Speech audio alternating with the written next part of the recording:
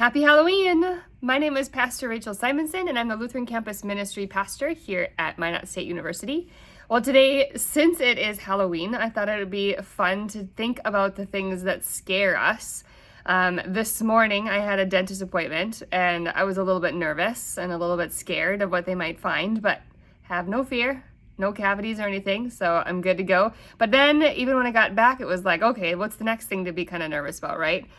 Certainly next week with the elections, I know a lot of us and a lot of people are kind of nervous about what that's going to be like and who's going to win and what's going to happen, and so much to be scared about, related to that. Or as we read the news about what's going on in other parts of the world, in Haiti and Sudan, of course, Middle East, and in Russia and Ukraine, and it's just like there's just so much to be scared about, whether it's Halloween or any other day of the year.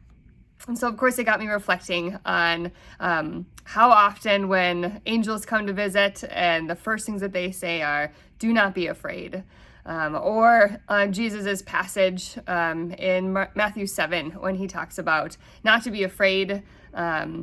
In fact, it says, "Therefore I tell you, do not worry about your life, what you will eat or drink, or about your body, what you will wear. Is not life more than food, and the body more than clothes? Look at the birds of the air. They do not sow or reap or store away in barns, and yet your heavenly Father feeds them. Are you not much more valuable than they? Can any one of you, by worrying, add a single day to your life?" And I'm always struck by that text in particular when it comes to worry. And what we're supposed to do as a faithful response to all the craziness in the world, because nothing in that text says that bad stuff isn't going to happen. Like, don't worry, everything is going to be fine. It's just that, like, don't worry, God will be with you even when things are not fine. When I think about the Old Testament and some of those stories in there, whether it's Joseph getting sold into slavery and then things are going well and then he gets thrown into jail or prison, for who knows how long. And it's just this constant up and down and trauma and tragedy, but staying faithful to God through it all, and watching how God stays faithful to him through it all. Or Moses, right? Or all of them going through the forest and the wilderness. And they're wondering, how are they going to survive? And how are they going to eat? And how are they going to drink? And what are they going to do? And it's not that it wasn't hard. It's just that God was with them. And how do we learn to trust that God is with us, even through the hard things? And it got me thinking of my own life and how recently I had about 5 years where life was really hard. Probably the hardest that it's been in my own time. And I know in the midst of it, I would so often pray and wonder, like, where is God right now? Like, why can't God, swoop in? Like, I know God doesn't just swoop in like Superman, but in the moment, you're like, can't you do something? Like, this is so hard.